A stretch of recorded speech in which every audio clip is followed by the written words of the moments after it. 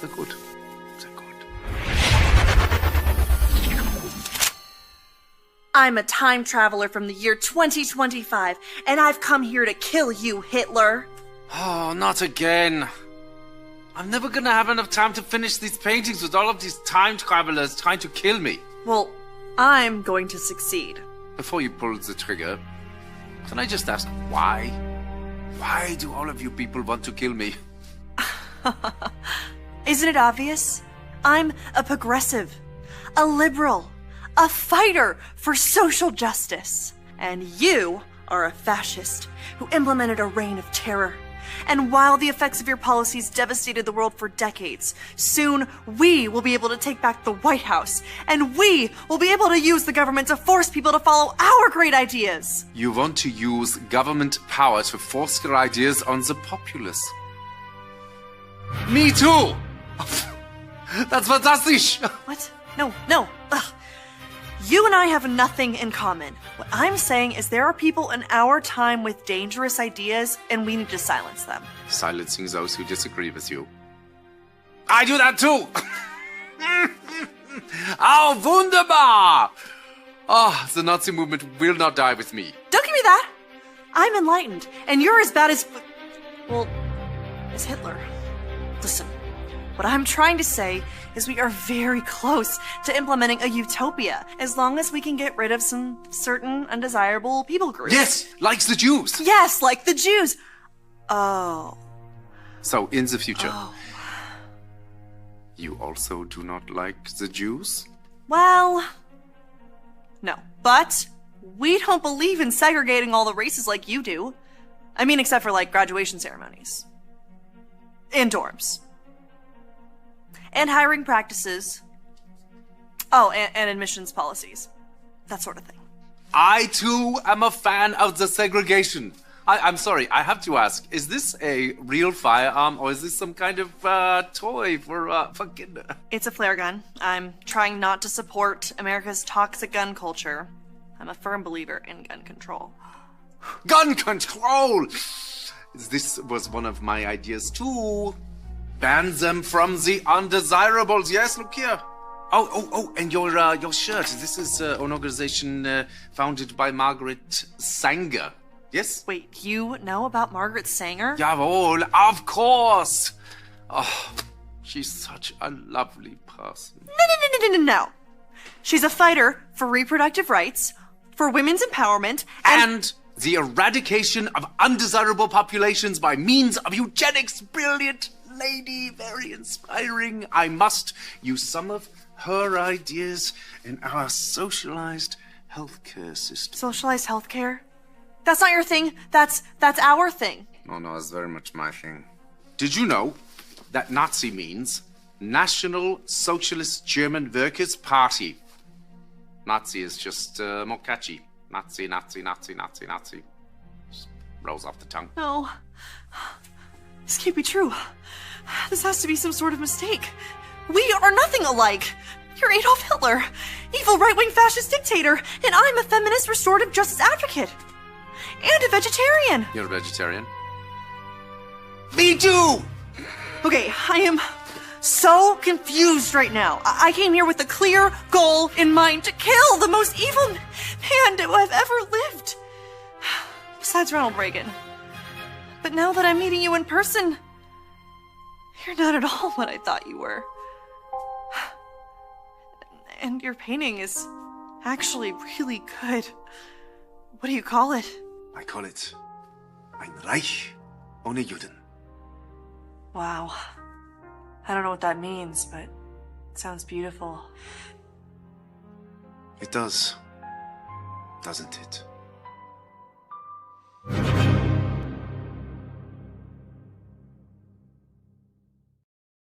Hey folks, welcome to the program. Do me a finger, will you please? Will you please raise a finger and share this program? We're going to go back in history a bit. And I'm going to give you a piece of history you were never taught. Few things before we get started. I want to give you a word of caution. You're going to see this people trying to spread a BS story about the shooting that took place in Australia was a Mossad-managed crisis actor event, which is disgusting. But just so you know, one of the people that had happened to be there, a well-known civil rights lawyer, also had been in Israel before, because in Israel you practice drills, drama drills, training, just like we do in the United States. And so people are going to say, well, because of that, and that person also happened to be there, that it's a Mossad crisis actor. Folks, get a hold of yourself, and you can watch the real footage and everything else. Another thing, kind of a sad announcement. I want to let you know that with no regard to your political orientation, every single one of us is in this together. And being an American, and we're going to talk about the Statue of Liberty today, being American is being American. Doesn't mean that we always have to agree. Doesn't mean that we kind of have to embrace each other. Doesn't mean that one side's talented, the other side's not, or anything else. Even though I did not agree with the person's politics, his talent in the movie business was talent. And it's so unfortunate, but you're probably waking up to the headlines that Rob Reiner, yes, Meathead, and his wife were murdered in their home. Chills go down my spine as I say this. They were murdered, stabbed to death in their home last night by their own son. The son, Nick had tremendous troubles in his life. And folks, don't be like the disgusting left. Don't make fun of this. Don't do BS comments. Be a human. And even though, even times online, I went head to head with him for some of the stuff he said, no one deserves this. No one deserves to be murdered that way. Yes, he's a great director, flawed politics. And at the hands of their own child, this is sad. This is horrible. And I would just ask everyone, be respectful. Do not mirror what the left does in cases like this. Don't do it. But it's very sad. But yes, a great talent in the film industry. Don't be like the left and cheer stuff like this going on. That is what makes you the disgusting person. And that's not what we are, and it's not what we should stand for. And it is okay. And it's so relevant to the lesson today that we're all in this together. And we do have our own rights. And he hated President Trump horribly, but that's his God-given right. That's his right as an American. So sad. So horribly, horribly sad. Today's program is brought to you by the fine folks at Harvest Right. I use freeze dryers to protect my food, and you're going to head into another holiday. You're going to have a bunch of food left over. You've asked for this. You can see the website. You've asked for it. We've done it again. Once again, it's still extended through this month, $1,000 off. And you're going to have to protect your food supply. You should think about it, because literally, if you've bought any food supplies, you pay for it really quick. A lot of people are making money on their own. I'll give you an example. I have watched people chopping up liver, very cheap, freeze drying it, and ended up selling it for as much as $30 an ounce, freeze dried, for dog treats. It's a big deal. People are making money with these machines at home, and they're paying for their machines that way, or the payments on it. You can get payments on it. Just, doing it. So all I'm saying is, you may take a look at this. You may take a look at this. We've got this $1,000 off. Here's the code. Scan it on your screen. Jump right there. Today's program is also brought to you by the fine folks at Goldco. I partner with Goldco because this is the company that can help you out. I'm just asking you to go to jovanlovesgold.com, request your free gold and silver kit today, because now is the time to protect your money with gold and silver. Watch my program I did a few days back about gold and what you should know. Please go to jovanlovesgold.com and check it out. And you might even qualify to get a big, huge bonus of silver. And as you know, silver's going through the roof, folks. It is. And getting ready for the holiday, you still got this going on from CB Distillery, right? Holidays typically are filled with drama, right? Hectic stuff, last minute shopping, late nights that can really frazzle you. In fact, you feel like you're running a marathon or having an endurance test. That's why I'm sharing the ultimate holiday survival plan from CB Distillery. Seriously, everything you need for the holidays here. Stuffing mom stocking with CBD for better sleep, or the gift of fitness for your friends or yourself, pain relief stick for that workout pain. I use it. Ask people in chat. They'll tell you. Don't forget to grab a little holiday calm for yourself. Maybe it's the gummies. Even CB Distillery product, when you look at their products, what they do is go to the extent of making sure they use premium quality, clean ingredients, no fillers, nothing artificial. And with over 2 million customers and 100% money-back guarantee, it's kind of hard to go wrong. That's CB Distillery. Hey, if you want to scan the code, do it. This year, give yourself or everyone on your list the gift of better sleep, less stress, pain relief with CBD from CB Distillery. Here's the promo code. It is not my normal promo code. It's Rumble, not my name. It's Rumble. You can save 25% off your entire purchase. Visit cbdistillery.com and enter promo code Rumble for 25% off. That's cbdistillery.com. Promo code Rumble, cbdistillery.com. Specific product availability depends on your state regulations. Okay, we're going to do a history lesson. Maybe you take notes, but at least pay attention. Don't fall for you're going to see the typical troll stuff. It's going to start about this Jew crap or all this other stuff. Don't do that. Right? Because this is a history lesson you need to know. History helps set you straight on what's going on, what's going to happen. And so we're going to talk about the huddled masses yearning to breathe free. I'm going to share with you a history lesson that you might not have ever been taught. Share this program right now. We'll get started right after this. Not fixing 2020 will damn our nation forever. The historic Maricopa County full forensic audit effort processed 20,895,610 digital and forensic images of varying formats, resulted in 208 million individual evidence-proof files. The system processed over 58 billion forensic measurements, resulting in over 2 trillion individual base computations. No hopium, no hype, just hardcore forensic evidence.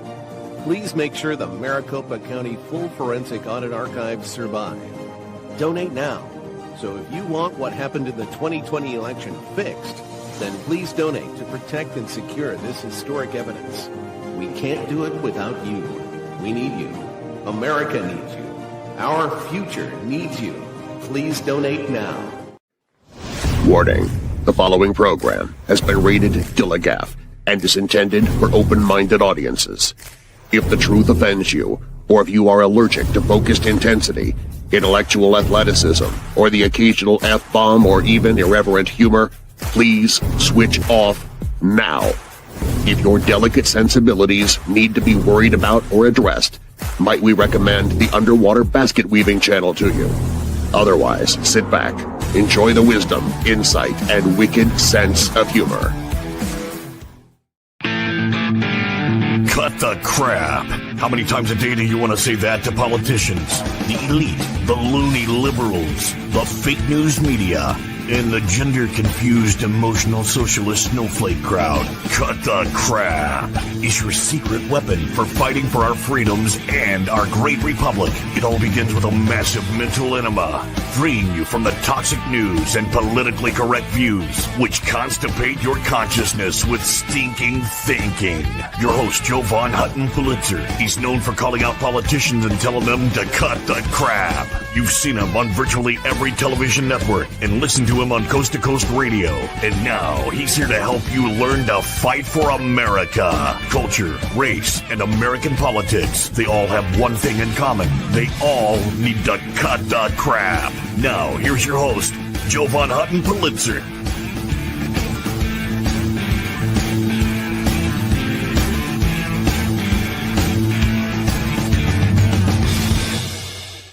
Okay, folks, let's do this. Let's do this crap cutting. By the way, if you watch the program regularly, you're a crapaholic. Maybe you're a crap addict. We're going to talk about huddled masses yearning to breathe free, a history lesson. More than likely, you were never taught. Those who have been with my program for a while know that I myself am a first-generation American. I am a German Jew.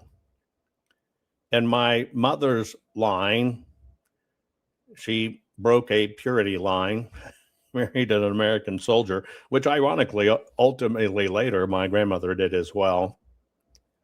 But I think there's a little more connectivity in this issue with me because it's so close in my family. My own grandfather was born in the year 1895. That's my grandfather. But every one of us, with no regard to where you are in our great republic, are the product of immigrants. That's completely different than being an illegal alien. We're going to talk about legal immigrants. And that's why this history lesson is so critically important. And it's something that they don't teach you in school, and they probably should. But I know why they don't teach it, because if they teach you the story of the Statue of Liberty, it's impossible to separate it from what it really stands for, what it was done for, and Ellis Island. And so this is why they don't tell this story. But we're going to go back to the time Ellis Island opened. I'm going to tell you about that first, just so you understand Ellis Island and immigrants first. And then we're going to go a little further back in time. So we're going to start January 1st, 1892. Okay? And that's when the immigration station, right, opened. It ran from January 1st, 1892 to 1954. So my family was some of the last one through the gates of Ellis Island doing it. And what it did is it processed 12 million steamship passengers. Let's put that into context for a moment.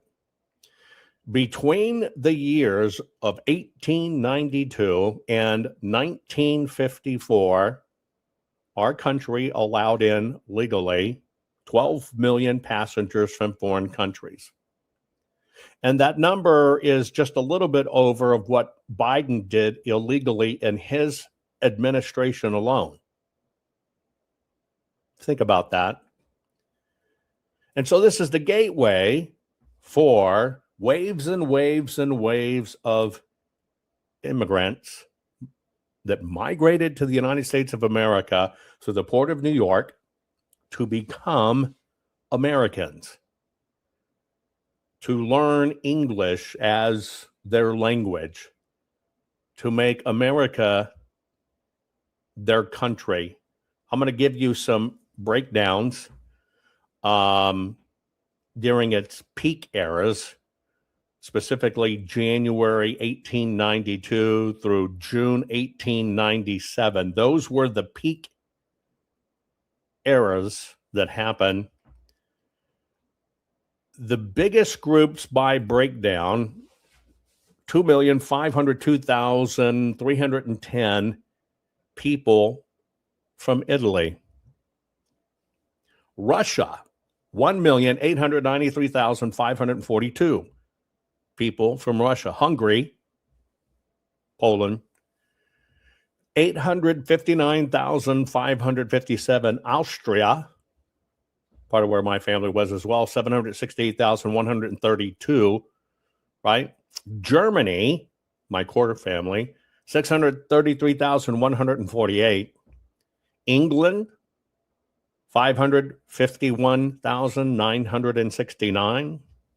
Ireland, 520,904. Sweden, 348,036. Greece, 245,058. Norway, 226,278. Muslims, and it's not Muslims, it's Muslims from the Ottoman Empire, which was different then, wasn't radicalized yet. It had gotten over that. 212,825. Scotland, 191,023. The West Indies, 171,774. The smaller totals were like Portugal, France, Denmark, Romania, Netherlands, Spain, Armenia, Belgium, Czechoslovakia, Bulgaria, Wales, Yugoslavia, Finland, and Switzerland. Those are the numbers. When you think of the two synonymous, Ellis Island and the Statue of Liberty. So I want to go back in time to how we even got our Statue of Liberty. See, because us as a country, liberty was being kind of newly tested, and it was urgent on both sides of the Atlantic. That was after our Civil War. And France, where republics rose and fell, and emperors came and went. It's interesting because at the time, a circle of liberals in France kind of watched what was going on in our great country, right? With interest. Liberals were watching it because America was the experiment, right? And so they watched it with a mix of admiration and anxiety. Would it work? One of them, Edward Laboulaye, was a historian, an outspoken supporter of the Union, began to talk about a symbolic gift. Something bold enough to say, and here it is, ready? Listen to the words. The Republic is worth defending, and freedom is worth the fight. The Republic is worth defending, and freedom is worth the fight. There wasn't a government order at first, and no kind of treaty project, but this political dream needed a human face. That's what he gave. He gave America a monument, and in doing so, to remind France, the people in France, what they claimed to believe, but they hadn't really practiced in theory. And so what happened, I gave you Laboulaye's statement, which was true. A young artist, a sculptor, big imagination, right? Wanted to do something on a giant scale. That was Frederick Auguste Bartholdi. That was his name. He'd already been kind of thinking about monuments and stuff, right? And he got to thinking about monuments that dominated a skyline. He knew if the monument could dominate the skyline, then it would kind of command the skyline, right? And so when he heard this French talk of the United States, what was going to be happening there, his mind immediately went to the harbor, the threshold for America where everybody comes in, where ships arrived and ships departed, where a nation felt right and kind of had the idea, if this is where all the ships and the steamboats come in, there's kind of like this, and they called it the promise written on the water. And so he came across the ocean. He looked at the little island himself, and his mind took off, right? So this New York Harbor kind of gave him the perfect stage. And remember, at that time, it's people's ship coming in. That's where the euphemism comes from. Their ship came in.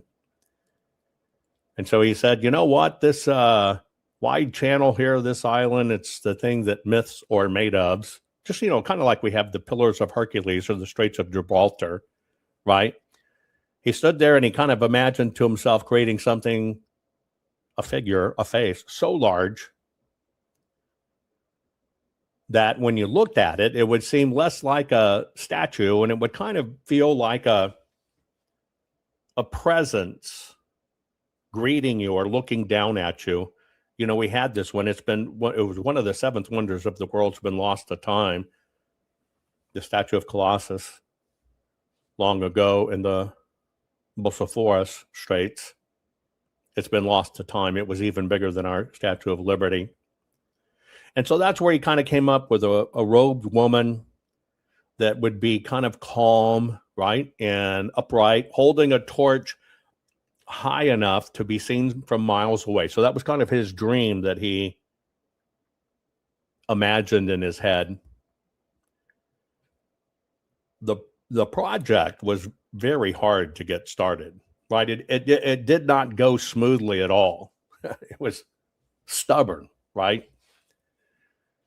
It would take two sides of an ocean of ideas and logistics. France itself would finance and build the statue. That was number one. The United States had their part in the deal, working together, because it was about countries working together. And the United States would build the giant pedestal that would house it, right? And that is a lesson, right? In itself, because liberty wasn't something that you just received. It had to be formed. It had to be created. It took sides. And in order to make it happen, you had to meet it halfway, right? Isn't that what the immigrants did? They left their countries and came to America, and in liberty, they kind of had to meet our country halfway, right? Do their part. Because liberty's just not formed. It's something that you have to work together. So he kind of came up with this idea based in a classical liberty feature, which is Roman by nature, Roman in robe, her posture. But he took that older Roman style, robed goddesses, stuff like that. He took that older Roman style and he rooted it in, at the time, a contemporary meaning. Now, most people don't pick up the subtleties, because at the feet of Lady Liberty, that her feet are chained, but the chains are broken. That basically stood for emancipation and the end of bondage, of exactly what happened. But historians don't want you to know that. They want you to kind of tell you everybody's still a slave and all this other stuff, especially when it comes to Black Americans. The tablet in her left arm, he basically, that's to resemble a civic oath, the oath that you take. And of course, the date, July 4th, 1776. So this just wasn't a woman with a torch. It was a story about law, about freedom, and about the cost of both. Most people don't even get that. And so he had to come up with, how in the hell do you build a statue there to begin with? Not the norm. But how is it going to stand up to salt, right? Blown around by the wind and storms and rain and time and everything else? How was he going to do it when the statue itself was larger than most buildings that had been built at the time? And so Lady Liberty is not only just art, she's an incredible feat of engineering. So the skin, right?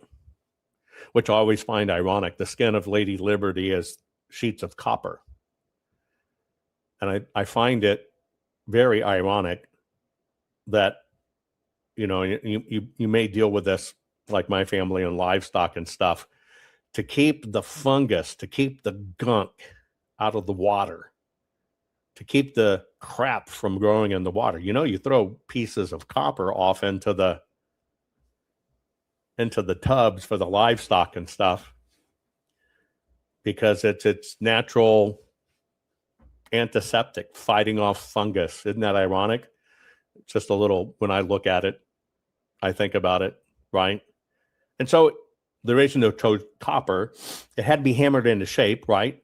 Light enough to lift, and copper's heavy. Light enough to lift, durable enough to last. Underneath it, she needed a skeleton. And so its internal structure, right, for the time became a major innovation. It was an iron framework that had to support and shape, but also support the incredible weight of copper. What most people don't know is it's designed to sway a little bit with the wind, that it will sway and move and not crack. That was the key. You have to understand, if it was stiff, right? If it was just rigid and stiff, it's kind of like humanity. It's kind of like our own ways. You'll snap, you'll break. It's only the resilient that survive. Another interesting metaphor, but truth, in Lady Liberty. It was Gustav Eiffel. You know that name because of Eiffel Tower. It was Gustav Eiffel that had already done such an engineering feat with the Eiffel Tower, which was revolutionary for its time.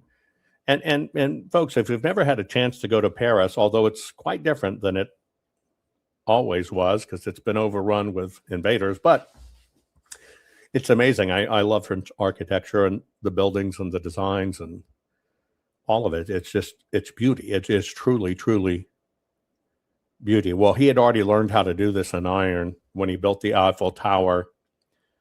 And so it was Eiffel and his team that devised the support structure that would be the support system that would kind of be like ship's rigging, right? It would lattice it together and it would endure motion and tension, and it would be able to handle everything this harbor threw at it. Again, just another metaphor for how important this thing was. And so while France and its engineers and designers and architects were doing all of their work, the United States ironically struggled with its part of the bargain.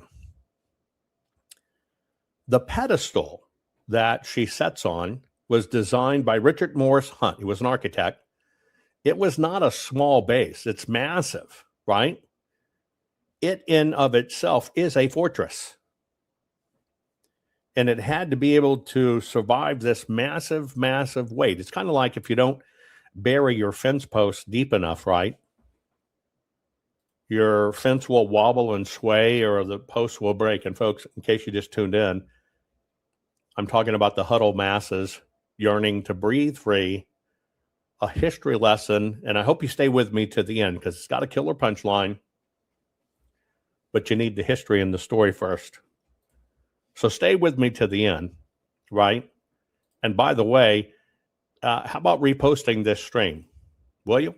Will you repost this stream? Get this story out. People should know this. And so, on the American side, funding was way behind And so the pedestal wasn't keeping up with the statue. American sentiment at the time is, why would we Americans pay for a pedestal for a French monument? And so people had to get together and they had to understand, like, if liberty actually matters to our country, well, the pedestal is part of that statement. Our country fought about it. Newspapers at the time fought about it.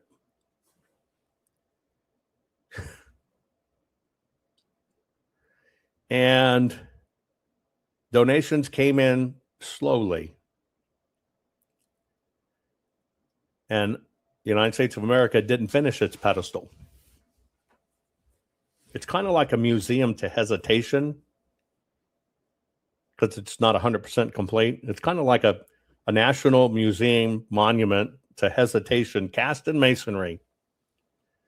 And then what happened? The story kind of took a perfect turn. Sometimes it feels too perfect. And a publisher stepped into the role and said, I will help Americans, my fellow Americans, understand why this is so important. I will help persuade them. He was a American, a Jew from Europe.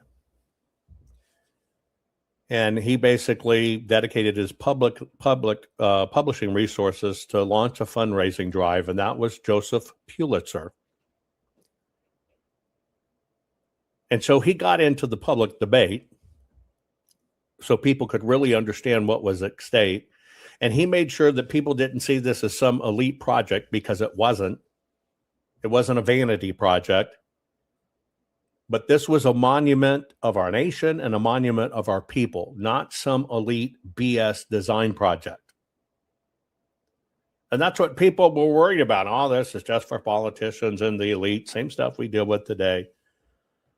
But Joseph Pulitzer came to the forefront and made it happen. And all he did, truly, all he was able to do was to translate why it's important to the wealthy,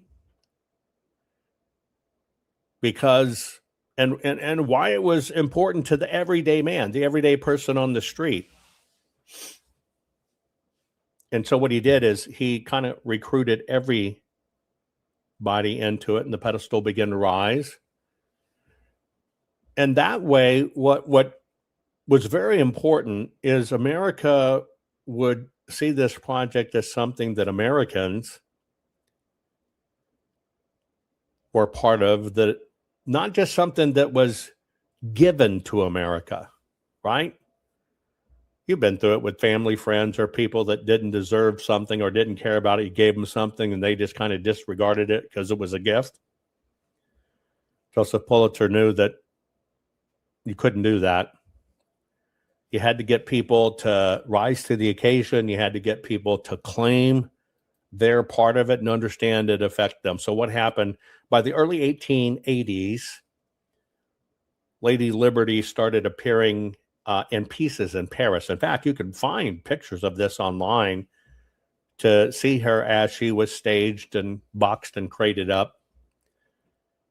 The hand alone, just holding the torch, became, in France for a very long time, while they were building it, a monument on its own. It was just incredible, of mythological scale, to see just this hand holding this torch. And it drew crowds from all over Europe to go see this thing. And it basically let the world know this is real. You have to understand the importance of that. America had ripped itself apart with the Civil War. Other countries were watching with bated breath. Would this American experiment last? Could they get their crap together, right? And so the world was watching. People came all from Europe to see it. And it let them know subliminally, part of what's our culture is America is not going to give up. America is about freedom. America is about liberty. Even though communications were completely different then, this is what bound people across the Atlantic to know this American experiment was here to stay. It was kind of prophetic, right? Never give up. And so as the people on both sides now begin to claim it and to understand what it was, on both sides of the ocean, this became like a act of faith. People knew something great was going on. And they began to get this monumental thing kind of put together and for people to understand it. You could look at small models and stuff. And so Lady Liberty, and most people don't understand this, Lady Liberty took the immigrant journey herself. The icon for our country, to leave your native country, to come to ours, but become part of ours, to become an American. So you didn't leave other countries, Germany, and go to France, and all of a sudden you're French. Or from France, you go to Germany, all of a sudden you're Germany. Only in America did that happen. Again, prophetic. Because only in America were you transformed. You became something new. An American. Again, you got to understand just how monumental this was. And so they took her apart. They're going to send her across the Atlantic. She has to become cargo on a ship, just like people. She was dismantled into hundreds of sections. They were numerically marked. You put her back together kind of like a puzzle, a numbered puzzle. And there were 200 different crates of Lady Liberty that she broke apart into. And then it was transported by a French naval ship, the Isere. And so as she was folded into boxes, right? You're right. Who said that? CFK? Assimilation was the key. It's only in America you become something different. You've got to remember that. No other country has ever had that. And so because this was now such fanfare, because Joseph Pulitzer did a fantastic job of explaining to America why this is important, it's just about teaching, it's truth. People gathered on the shores as the Isere came in, and it was a huge celebration. People came to the waterfront, not only to see the ships, but to watch it kind of be unpacked. This was something very sacred, very important to people just watching. See, because the French were able to see it. So the French start chattering about it. And of course, the word eventually gets across the Atlantic. And people in America could not wait to see it. And so on Bedloe's Island, oh, you haven't heard that name? Well, that's Liberty Island. It was Bedloe's. It got changed to Liberty Island. And they began the painstaking work of getting the lady assembled. And for a nation, this wasn't just a statue. It was more kind of like building a cathedral, kind of like Notre Dame, building. And if you've never seen Notre Dame, so sad you're looking at a reproduction now. I've seen the original before the Muslims burned it down. But it was like packing up and sending a cathedral to be erected. So it wasn't just putting together a statue. right? It was like the greatest people in the world that built cathedrals. They just sent you the pre-cut stones the right way, except they were, copper and scaffolding and all this other stuff. And then she kind of rose up in a very windy place, by the way. So piece by piece, the iron framework went up, the copper skin got fastened over it, plate by plate, seam by seam, until the figure emerged. What you saw was the drapes of the folds of the robes first, of course, and then you saw the tablet there. Then you saw her beautiful face, right? And we're going to talk about the president at the time, but I'm asking you to hang on to the end. Trust me, hang on to the end, because there's a very important part of this history you were never taught. And you will understand what I'm doing, by the way, if you just joined, as I'm talking about the huddled masses yearning to be free, a history lesson you were never taught. And there's a reason to this, and I want you to hang on to the end so you understand something that was intentionally, to this day, is not taught in history. You'll understand why. So they got the torch on. It completed her silhouette as you look at her. You can imagine her going up. All of New York, in fact, the World Watch and the harbor gradually acquired a new ruler. On October 28th, 1886, the dedication arrived. The day was full of noise, of industry celebration, people celebration, cannon fire, boat whistles, speeches, marching crowds. The president was Grover Cleveland. He presided. And as you look at her, imagine all of New York standing there looking at it. And the ceremony itself framed the statue as a bond between nations, a statement about American ideas. Yet the more lasting meaning was already forming in the minds of those who would see her from the decks of the incoming ships. She stood, look at it, you see it on my screen. She stood at the threshold. She's not fully city, she's not fully ocean, but you've got to realize what she stands for. She's the boundary between an old life and a new one, the next one. Sends the chills down my spine.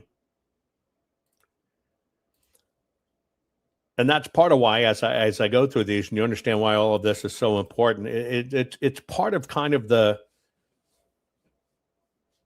divine part of it, right? Her meaning expanded beyond the intentions of her planners. Originally, pay attention to the words. Most people don't understand this dedication, but pay attention.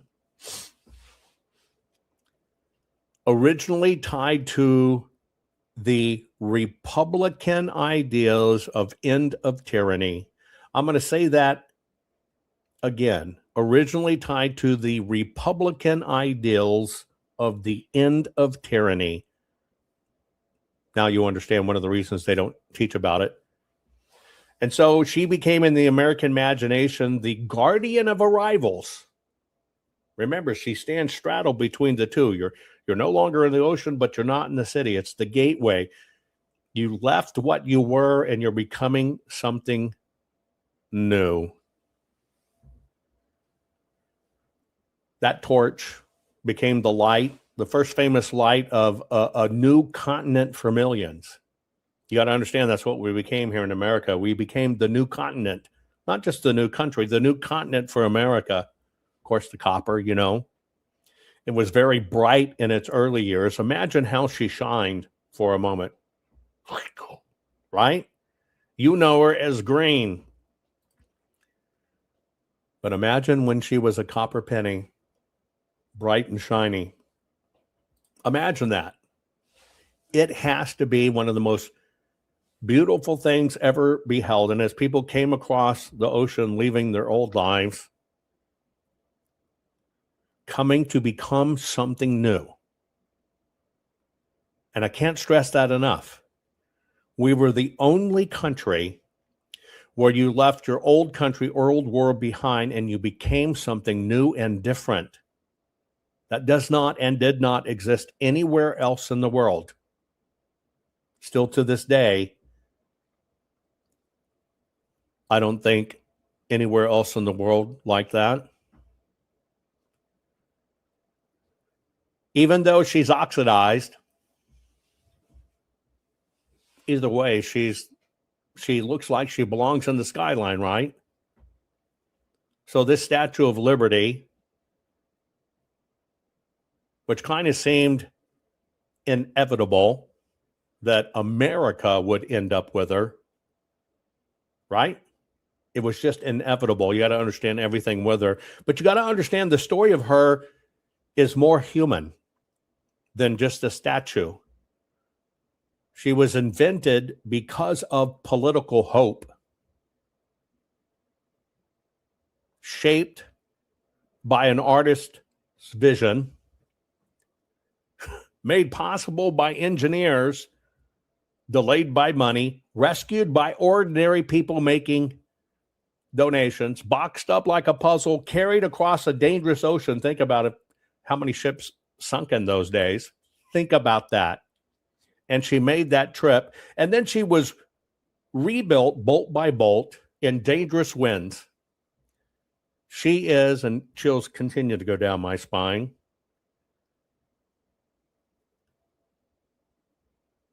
she is the epitome of arriving based on big ideas, coming to a brand new life. Not as a perfect gift, but a hard-won construction. She went through everything, even my mother, my grandmother. I still have many relatives in Paris to this day. Internationally, all over. It just didn't symbolize liberty. She took the journey. She taught it silently. And what did she become? She became American. You ever thought about that? Lady Liberty is an immigrant. She became American. And when somebody looked up, they saw her, and she has never faltered, always holding up that steady light to the harbor, never divided, no hyphen on her. Now you can imagine the hoopla. This was a big event. So I want to give you the rest of the story that most people do not know, because this wasn't delivered by President Cleveland himself. Many people gave speeches.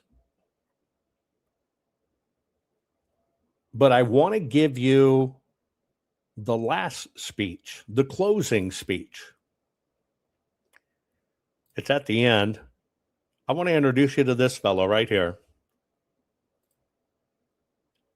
His name is Chauncey M. Depew.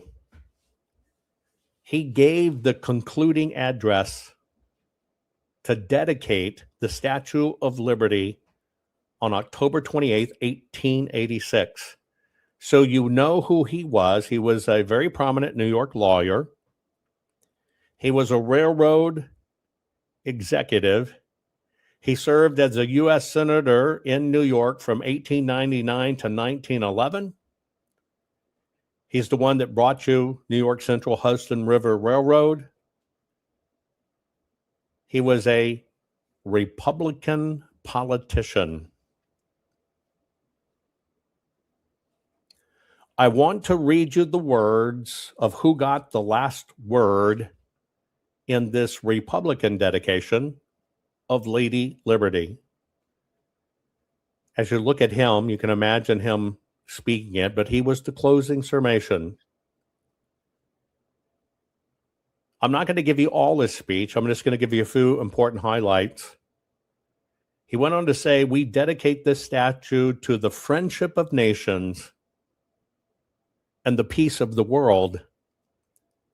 The spirit of liberty embraces all races in common brotherhood. It voices in all language the same needs and aspirations.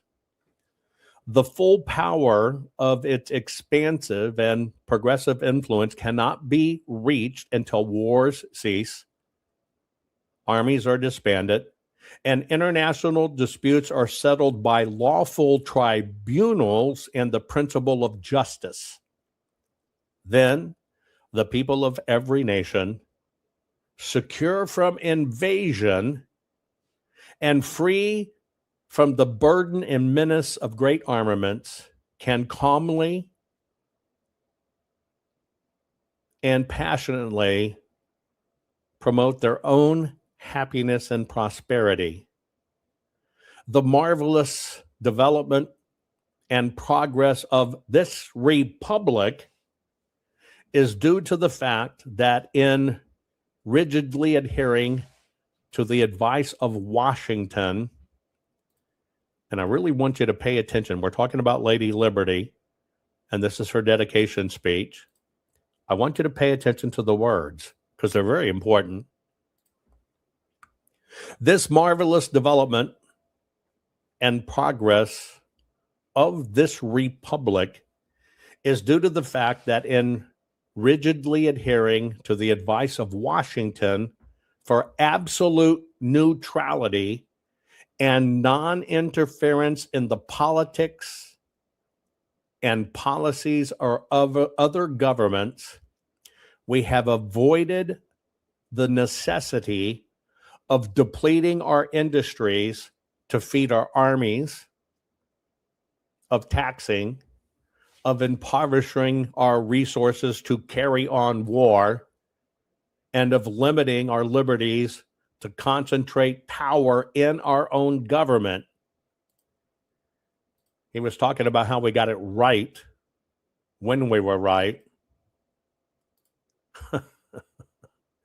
Our great civil strife, with all of its expenditure of blood and treasure, was a terrible sacrifice for freedom. The results are so immeasurably great that by comparison, the cost is insignificant. The development of liberty was impossible while she was shackled to the slave. The divine thought which entrusted to the conquered the full measure of home rule and accorded them an equal share of imperial power was the inspiration of God. He basically said, your own land become your people, not conquer and become the people. We didn't take over any countries, never have, that we've had to fight wars over. And he basically says, was the inspiration of God, with sublime trust, it left to liberty the elevation of the freedom to political rights and the conversion of a rebel to patriotic citizenship. One more time. With sublime trust, it left to liberty the elevation of freedom to political rights and the conversion of the rebel into patriotic citizenship. But there's more to the story. I think you can understand why liberal systems won't teach that story. They don't want you to know we're a republic. They don't want you to know that we've been through this and history's been through us and knows the end results. They don't want you to know that the great people that did it were Republicans. They don't want you to understand all that Lady Liberty fought for and that she is the symbol of assimilation and coming something new. You're not a rebel. You're coming to be patriotic.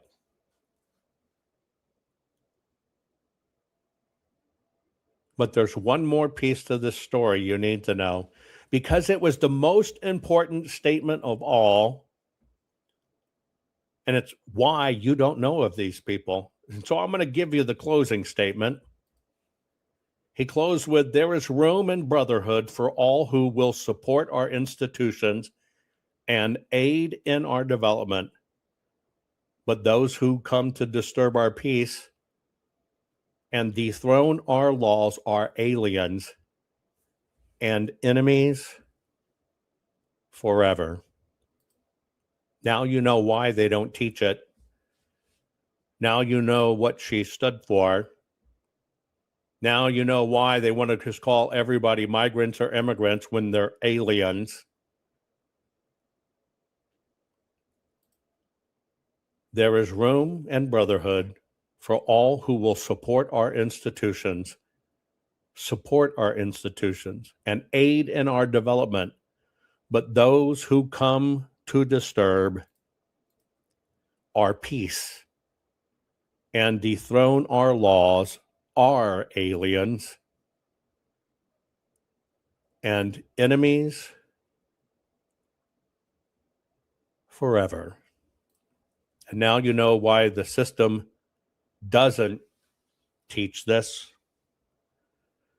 because it's always the truth they're afraid of, and that's why they rewrite it. That's why I decided to do this story, to help you understand how special our nation is, how lucky we are to be here, but what was always intended when it came to people coming from a foreign land to become something different, and that was an American, to transform that rebel into a patriot. Share this program. I love you all, and now you know. Our courts are based on clear and convincing evidence. Want convictions? Want justice? For what happened in the 2020 election?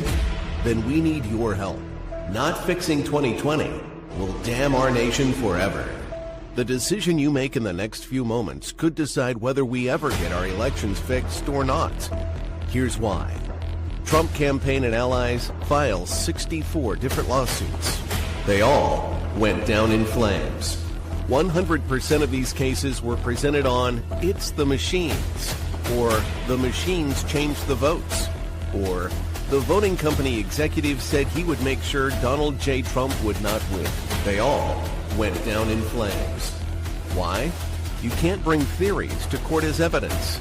No supposed Zoom call or six-degree polynomial math theory or census data is or ever will be proof of fraud. You can't bring theories to court as evidence. Here's why. In both civil and criminal law, the side making a claim carries the burden of proof, and prosecutors must prove guilt beyond a reasonable doubt. Without physical or otherwise verifiable evidence, a case cannot meet this high threshold. Physical evidence is the key. The question is, did anyone get relevant, reliable, provable, testable, and duplicatable evidence of what really happened in the 2020 general election? And the answer is yes, absolutely. The full forensic audit of Maricopa County, Arizona is the only evidence-gathering work which gathered relevant, reliable, provable, testable, and duplicatable evidence of what really happened in the 2020 general election. Evidence so damning that the system, the deep state, and those who pull the strings of this country have fought to keep it hidden and have hoped to have it be forgotten to time. Almost $3 million invested in time, funds, and efforts to unlock that which the system wanted hidden. But now, that evidence is in danger of being lost forever. So if you want what happened in the 2020 election fixed, then we need your help. Please donate to protect and secure this historic evidence. With the 2026 midterms coming up, the system is going to try to lame duck President Trump and then most likely introduce new impeachment proceedings. This is the evidence which will help win the war which is surely to come.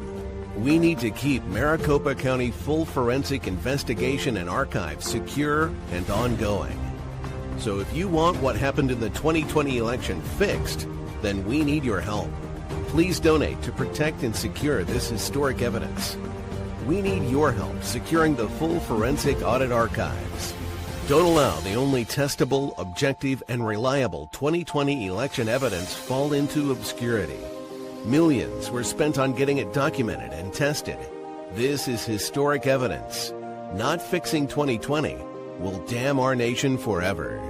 The historic Maricopa County full forensic audit effort processed 20,895,610 digital and forensic images of varying formats, resulted in 208 million individual evidence-proof files.